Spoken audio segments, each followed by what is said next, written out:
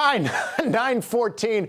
We are talking about flu season. We're not at the height of it yet, but it's always good to get an update and also to let you guys know, reinforce what you need to know regarding the flu shot, and other viruses that do tend to circulate this time of year. I'm happy to have back on the show Dr. Ulysses Wu from St. Francis Hospital and Medical Center. Good to see you again. Glad to have you here. Okay, last time I came to you at St. Francis to do a story on the flu shot, and you were talking to me about the optimal time to get a flu shot being, I think, back in late October, early November.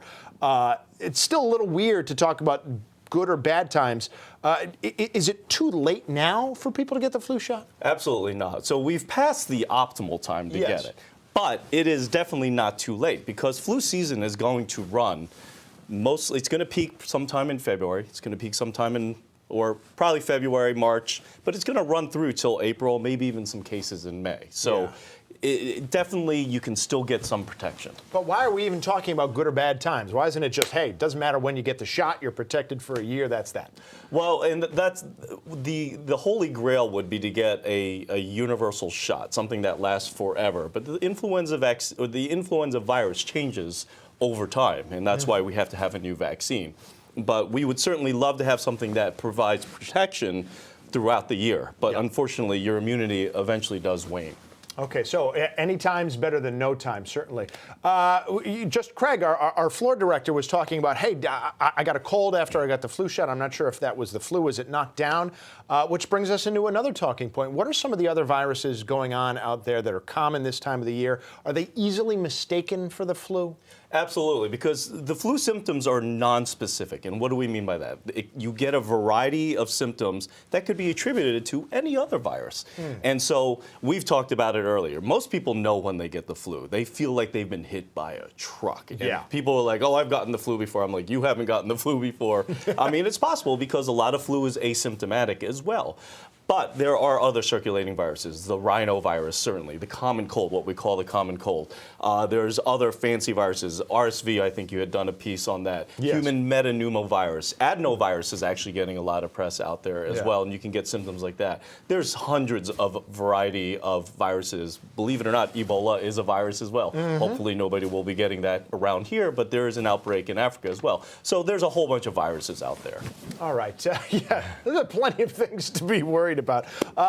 Who specifically should not be getting the flu virus, and who at least stands to benefit from everybody around them getting the flu virus when they can't? So you bring up the concept. It's called herd immunity. If there's some people maybe who haven't gotten a shot that may be vulnerable to influenza, and with that, by us getting a shot, it helps us protect us from getting influenza and maybe passing it on to somebody else. But there are people with chronic conditions that certainly have to or really should get the influenza vaccine.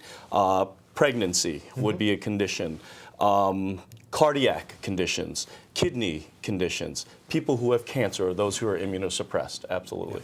Where do we stand with flu activity in Connecticut right now? So right now it's a little bit higher than before, but it seems to be a fairly slow season, but we expect that to ramp up fairly soon. It is classified as of December 8th as regional, so it's in less than 2 areas in Connecticut, but we expect that to be widespread probably fairly soon. And again, that's following trends that we tend to see every year in Connecticut, so it's nothing to be all that surprised about at this point. But it's something we're going to keep an eye on. We're also going to keep an eye on just how effective it looks like this year's flu vaccine is. Too early to tell how well they think it's going to do? It is too early to tell, and it shouldn't stop people from going out to get it because it will probably modify the course of the disease should you get an influenza as well.